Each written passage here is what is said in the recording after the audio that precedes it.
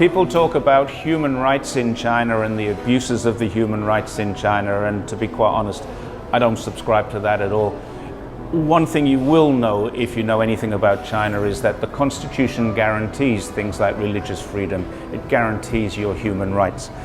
If I travel, I have traveled several times through Xinjiang, and each time I've been there, I've found that there is an elevated level of security because there are some security problems there, but there is no evidence whatsoever of any oppression. So I don't subscribe to this narrative that China is locking people up. China doesn't do that. There is an education program going on. There is a de-radicalization program going on. These are no different to what's happening in parts of North Africa, no different to what's happening in France. This is a normal part of keeping your region secure, and that's exactly what China is doing. When we talk about daily human rights and what rights people have, I think you've got to really ask people, what rights do you expect to have? And the people have a right, they have an expectation of safety, they have an expectation of security, and they have an expectation of being allowed to do their lives, run their lives the way they want to. And they do have that in China.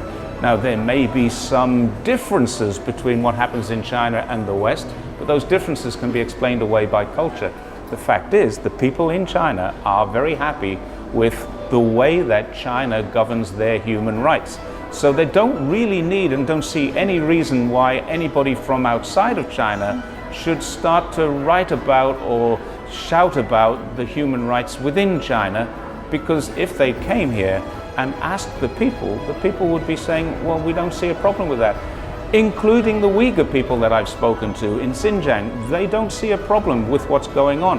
The Uyghur people are subject to no extra human rights abuses than the Han people. There is just nothing going on there at all. There is an additional security level, but certainly no oppression. There are mosques in every town, mosques in every village, mosques in every city. They're all over in the cities. You go and you walk 2 or 3 streets, you'll see another mosque.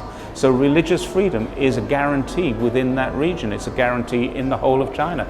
So I don't see why people in the West need to talk about human rights in China without actually coming here and talking to the Chinese people about their expectation of human rights. Because right now, what the Chinese people have is as good as they want.